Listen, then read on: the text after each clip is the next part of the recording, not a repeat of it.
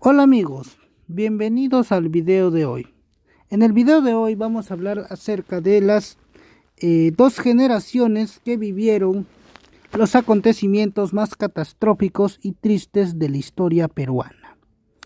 Ambas generaciones comparten similitudes y también diferencias, pero los que las hace similares, ¿no? O las hace prácticamente muy comparables es los acontecimientos que les tocó vivir a ambas generaciones.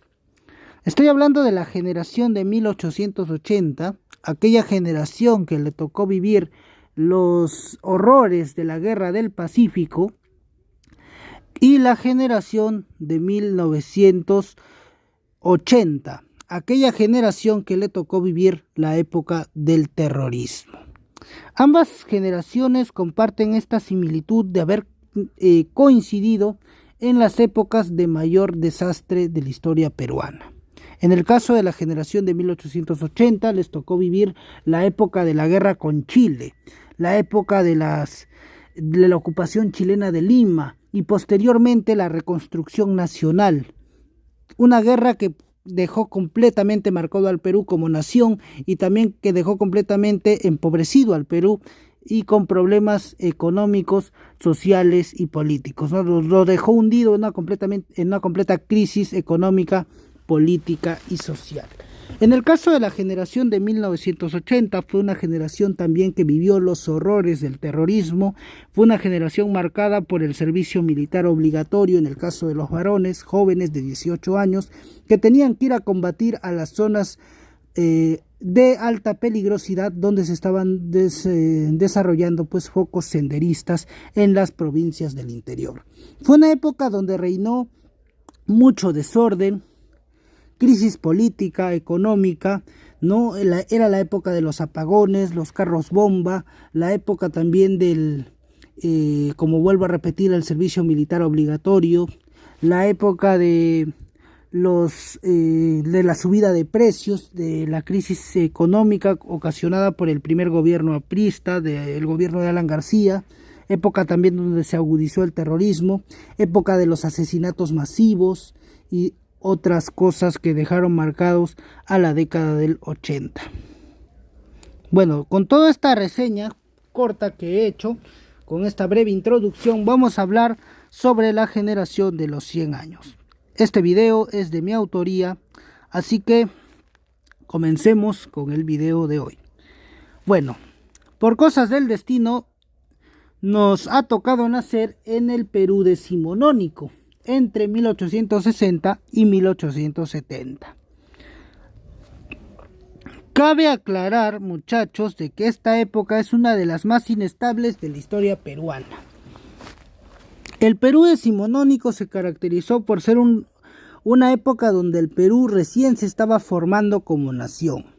Asimismo, había demasiados problemas dentro del Perú, tanto internos como problemas externos, en el caso de que en aquella época los países, no solamente el Perú, sino otros países fronterizos, no habían terminado por delimitar sus fronteras completamente.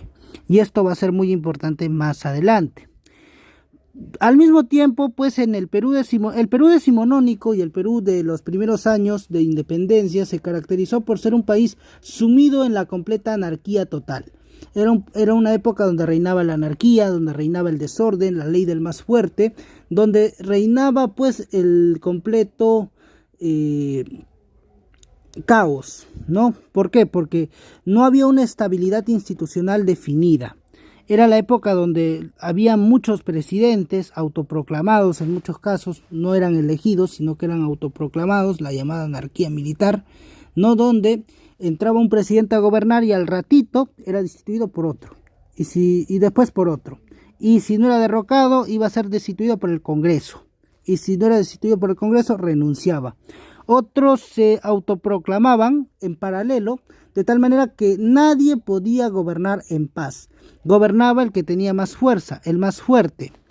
En esa época, como vuelvo a repetir, reinaba la ley del más fuerte, ¿no?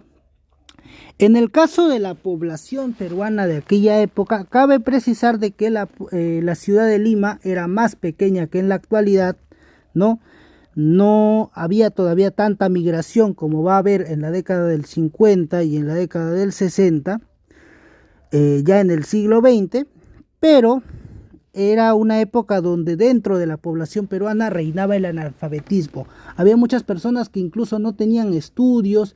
El estudio no era tan descentralizado como ahora.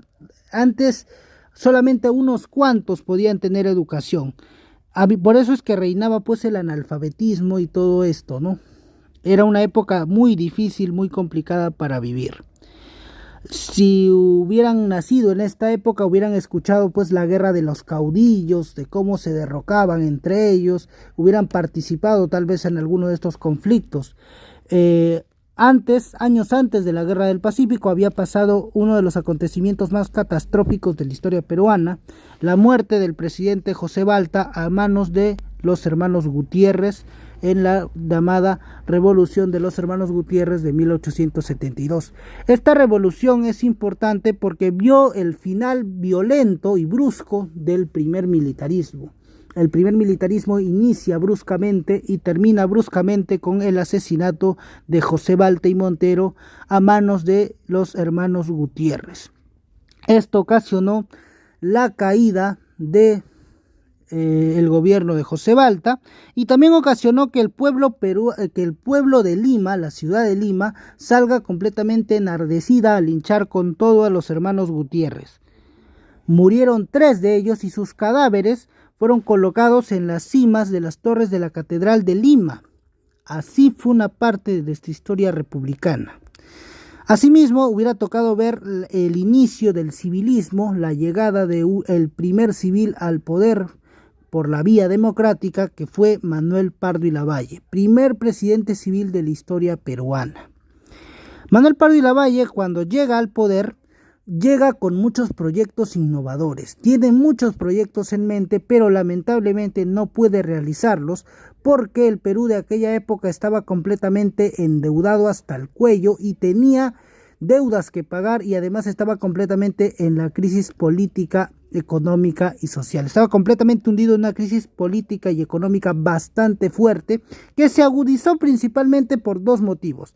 La caída del precio del guano en el mercado internacional. Recordemos que cuando llega Manuel Pardo y Lavalle acaba definitivamente la prosperidad falaz, y estaba endeudado por el problema que había ocasionado el contrato Dreyfus, que había sido firmado durante el gobierno de José Balta.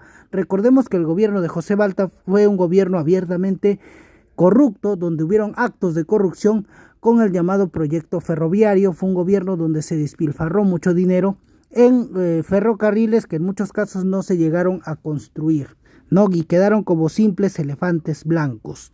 La época del Perú decimonónico fue una época de anarquía moderada, como diría pues el mismo Manuel Pardo y Lavalle. Llega 1879. Para aquella época, el Perú tiene ya un nuevo recurso para poder explotarlo y salir de la crisis económica de a pocos. Pero lamentablemente el Perú no va a poderle sacar provecho a este nuevo recurso, porque justo 1879 es el inicio de la Guerra del Pacífico.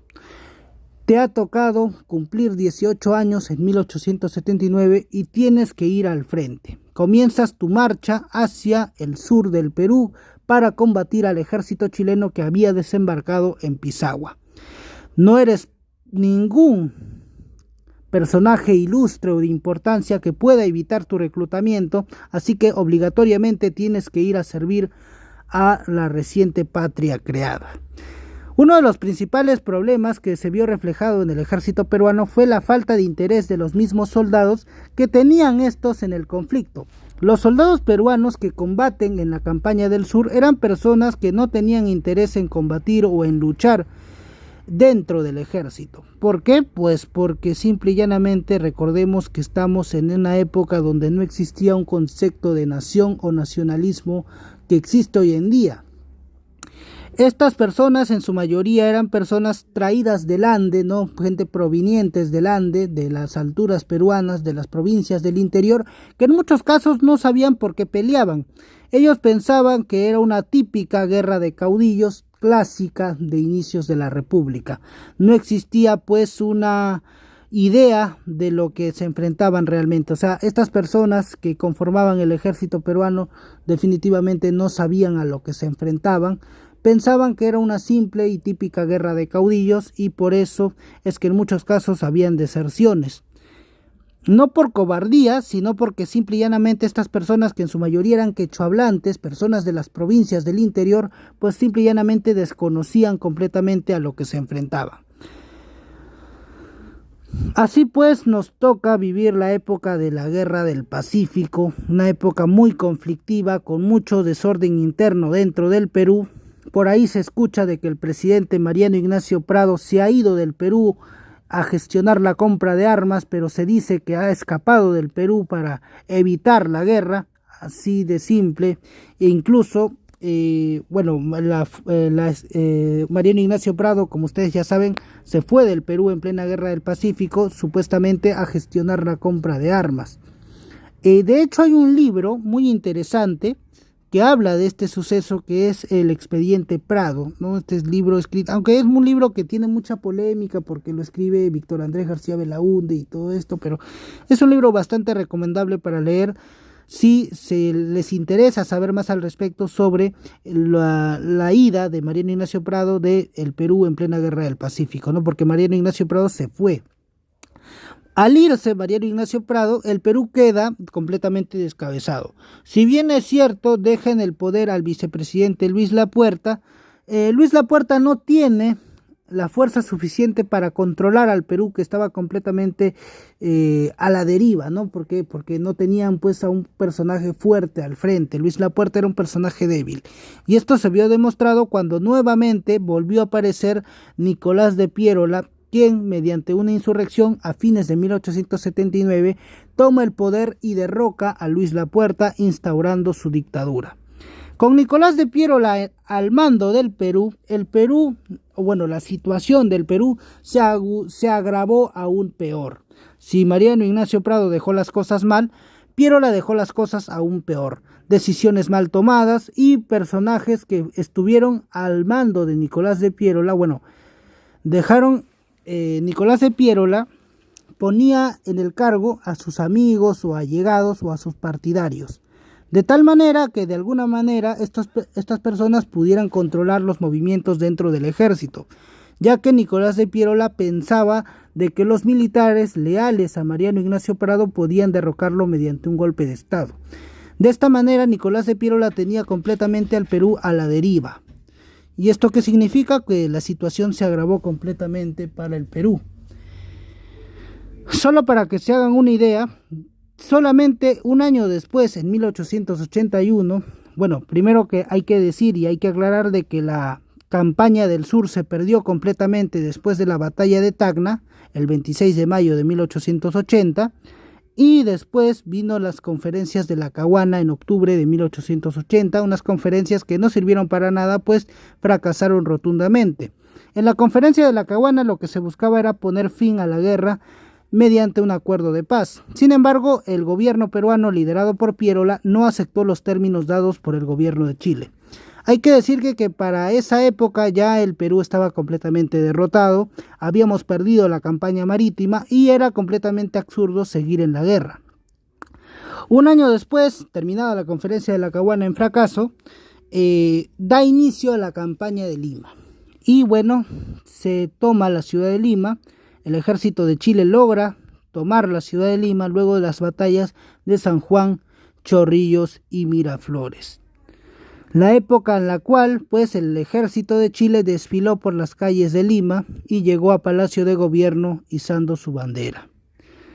Fue la época más desastrosa y triste de la historia peruana, ¿no? La única vez en la que la bandera peruana no fue izada en Palacio de Gobierno fue durante la época de la ocupación, época en la cual la bandera de Chile estaba izada en Palacio de Gobierno.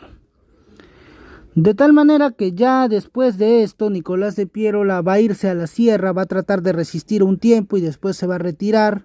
Va a estar la campaña de la Breña al mando de Andrés Avelino Cáceres, una campaña de resistencia por parte de las provincias del interior que no sirvieron para nada más que para alargar la guerra, ya que para 1881, 1882 la guerra ya estaba perdida y se va a perder completamente en 1883, cuando se llegue a su fin el 20 de octubre de 1883 mediante el Tratado de Ancón. Luego del final de la desastrosa guerra, vinieron las reflexiones por parte de pensadores como Manuel González Prada o Juan de Arona. De hecho, Manuel González Prada siempre criticó el accionar de los políticos peruanos y del Estado peruano en dicha guerra, ¿no? Con el famoso discurso del Politeama. Luego de la nefasta Guerra del Pacífico, que dejó completamente destruido al Perú en lo económico, lo político y lo social, viene la reconstrucción nacional. Una época donde también reinó el desorden y el caudillismo, debido a que el inicio de la reconstrucción nacional se vio marcada por la guerra entre los caudillos Miguel Iglesias y Andrés Avelino Cáceres. El primero había firmado la rendición ante Chile y el segundo, en este caso Cáceres, no reconoció el Tratado de Ancón ni reconoció el gobierno de Miguel Iglesias, que había sido puesto por el gobierno de ocupación que era liderado en aquel momento por Patricio Lynch, por lo cual pues en 1884 y 1885 se desató una guerra civil entre Miguel Iglesias y Andrés Avelino Cáceres, con triunfo de Andrés Avelino Cáceres, que inicia su gobierno después de ganar las elecciones en 1886. De esa manera da inicio a la reconstrucción nacional.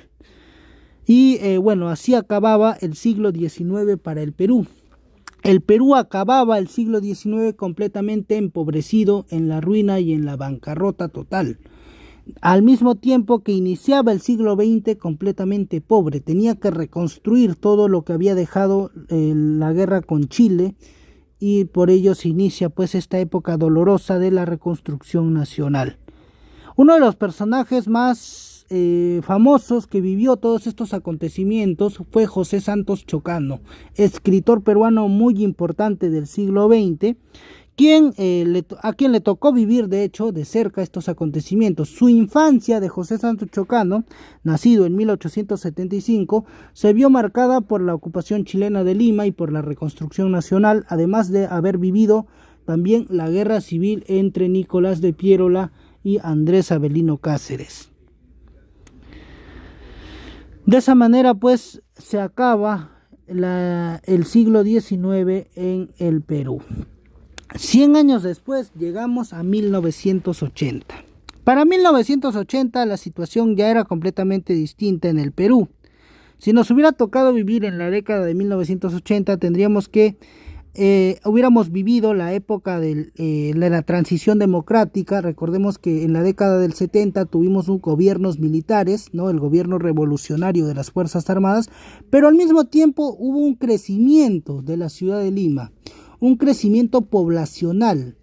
¿Por qué? Porque recordemos que a finales o a mediados de los 50, los años 60, los 70, se viene la migración de las provincias del interior a la ciudad de Lima, ¿no? Durante el ochenio se comienza esta migración de provincianos a la ciudad de Lima, ¿no? Y de esa manera Lima crece, aumenta.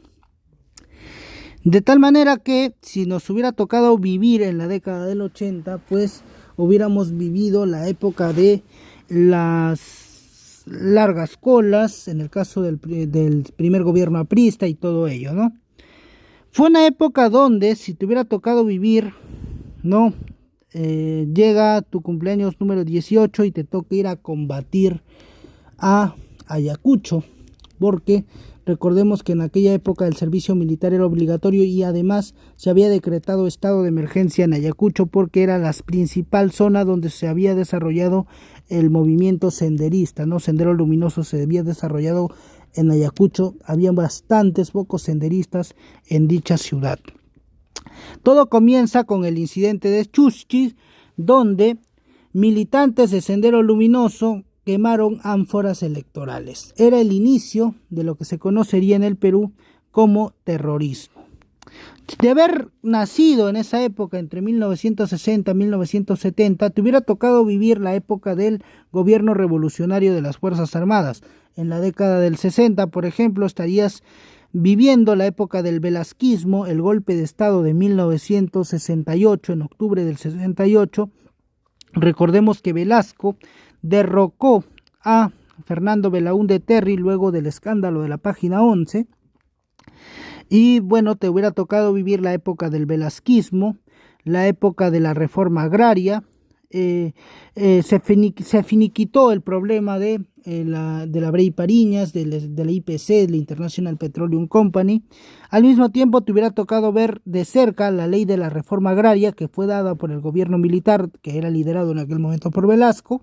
Y asimismo te hubiera tocado vivir la época de la crisis económica ocasionada por los malos manejos del gobierno militar, que era liderado en este caso por Juan Velasco Alvarado. Luego la situación se agudizó, se volvió más... se agudizó el problema, se agravó el problema ya con el gobierno de Francisco Morales Bermúdez. Otra cosa importante que hay que señalar es que durante el gobierno de Velasco el Perú perteneció a los países no alineados, ¿no? Porque recordemos que en aquella época también en el plano internacional se estaba dando lo que era la Guerra Fría, ¿no? Aquella pelea de bloques entre el bloque comunista y el bloque capitalista. El Perú había pertenecido durante el gobierno de Velasco al bloque de los no alineados.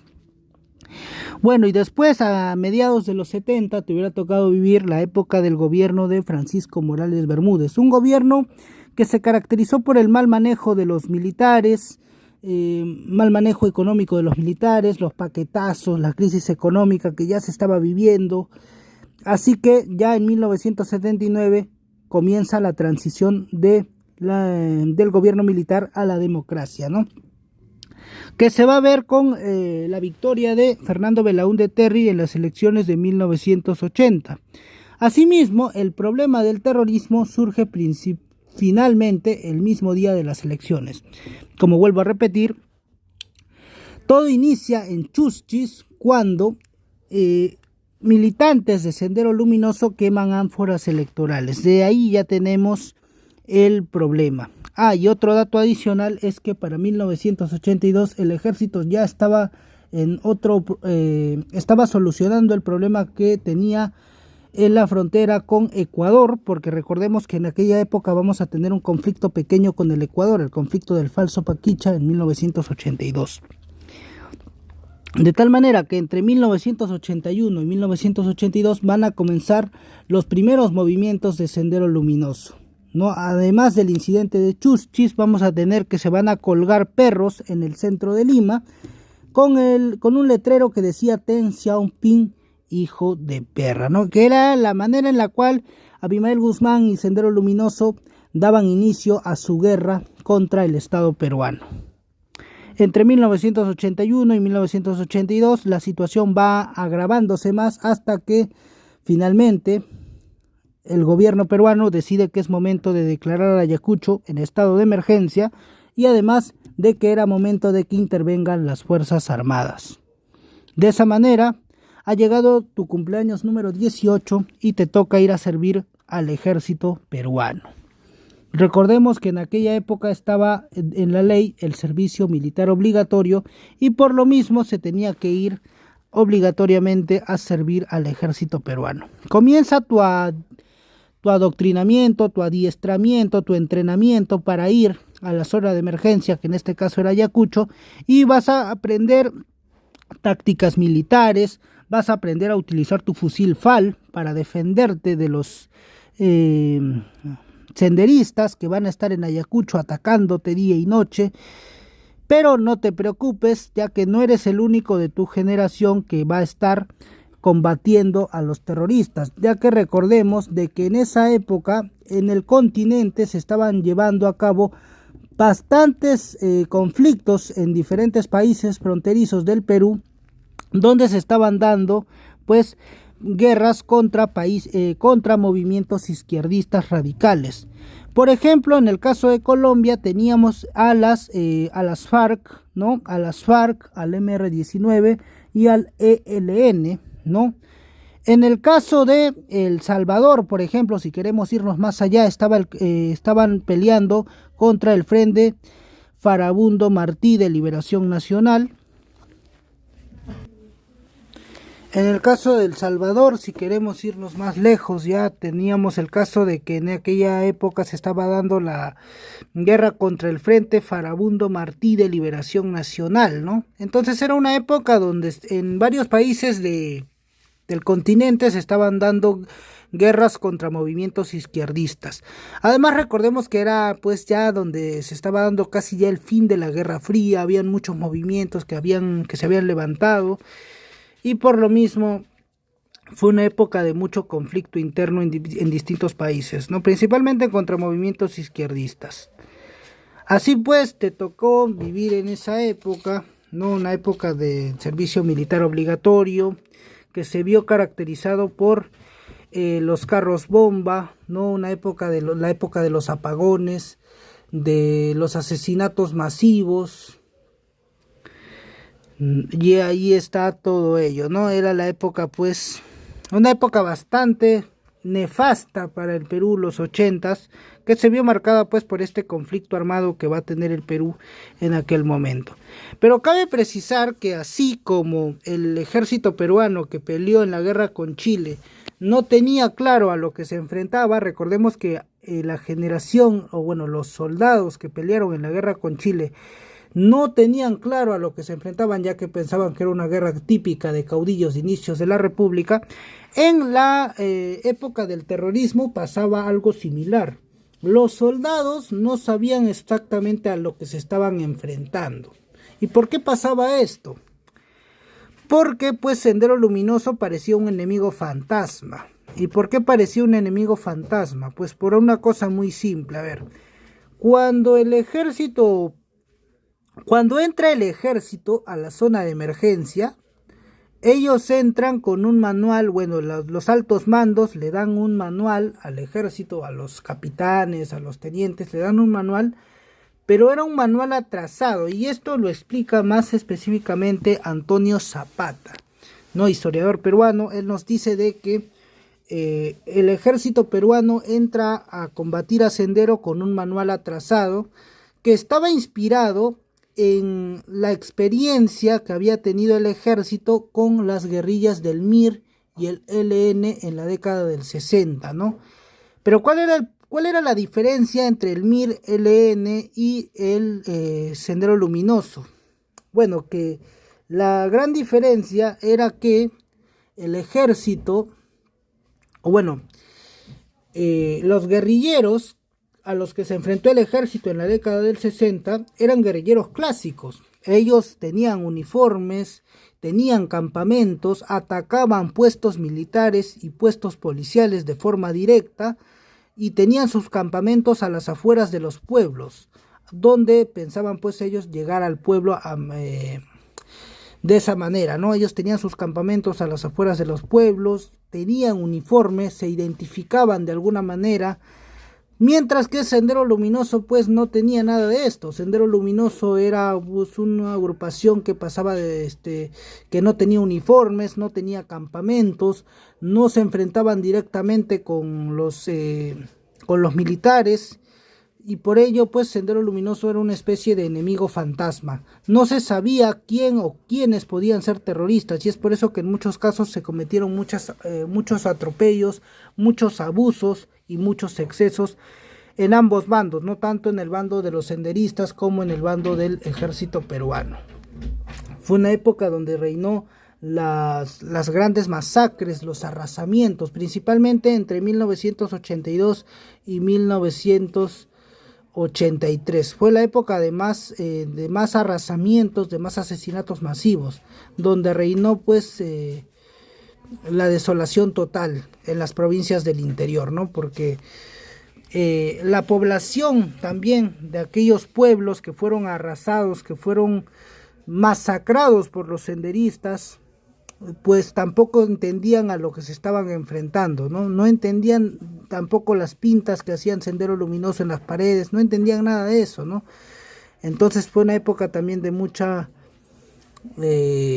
barbarie. Fue época de masacres, de arrasamientos. Bueno, en el caso de Sendero tiene Uchurajay y Lucanamarca, los más conocidos, y en el caso del ejército tenemos pues Cayara, ¿no? y así pues fue una época donde se dejó pues marcada completamente al Perú, ¿no? Fue la época de los asesinatos masivos, los carros bomba, los apagones, los toques de queda y el servicio militar obligatorio que definitivamente dejó marcado a los jóvenes de aquella generación. Pero los más afectados de todo este conflicto definitivamente fueron las provincias o la gente de las provincias del interior, principalmente Ayacucho, ¿no? Que fue tal vez el lugar que más sufrió el terrorismo por todos estos asesinatos terribles que se daban, ¿no? Estos arrasamientos sanguinarios que hacía pues Sendero Luminoso, ¿no? Fue una época de mucha masacre, mucha muerte, marcada por esta época del terrorismo. Y también, por supuesto, la época de la crisis económica, ya a finales de los años 80, llega pues, como ya sabemos, el primer gobierno aprista que agudizó la situación, agravó la situación con la llamada crisis económica, las largas colas, los paquetazos y también, por supuesto, con el dólar MUC y todo eso, ¿no? Fue una época de mucha inestabilidad, mucha crisis política, económica y social, ¿no? Y también hay que decir de que en esta época pues fue la época donde más se agudizó el terrorismo. En el gobierno de Alan García fue la época donde más se agravó el terrorismo. Por todo esto se vio pues marcada la década del 80 en el Perú, ¿no? La época de los asesinatos masivos, los carros bomba, las largas colas, en el caso de lo que pasaba en esa época por la crisis económica que había dejado el gobierno aprista, ¿no? La subida de precios que era estratosférica, o sea, fue una época muy terrible para el Perú, ¿no? Los años 80 fueron años oscuros, años de mucho sufrimiento, sobre todo para las provincias. Y bueno, para llegar a una conclusión final en este video, podemos decir de que estas dos generaciones quedaron completamente marcadas en la historia peruana. Y podemos decir que pues fueron generaciones perdidas en circunstancias diferentes, pero fueron generaciones que quedaron completamente marcadas, ¿no? Tanto la generación que vivió la guerra con Chile y la generación de la guerra del Pacífico fueron las generaciones que más sufrieron estos horrores, ¿no? En el caso de la generación de 1880 vivió los horrores de la guerra con Chile, y en el caso de la generación de 1980 vivió los horrores del terrorismo. También pues estas dos épocas son significativas para el Perú, ya que estas dos épocas significan algo importante para la historia peruana. En ambas épocas se demuestra una sola cosa: el Perú había fracasado como nación independiente nuevamente en 1980. Así pues, tenemos de que estos dos acontecimientos marcaron por completo a la sociedad peruana hasta nuestros días, ¿no? En ambas situaciones el Perú fracasó como nación republicana independiente, un país que todavía no tiene, creo yo, un concepto de nación o una idea de lo que es la nación. Bueno chicos, hasta aquí el video de hoy, espero que les haya gustado, les haya resultado informativo, suscríbanse, denle like para más, hasta la próxima, chao, nos vemos, cuídense.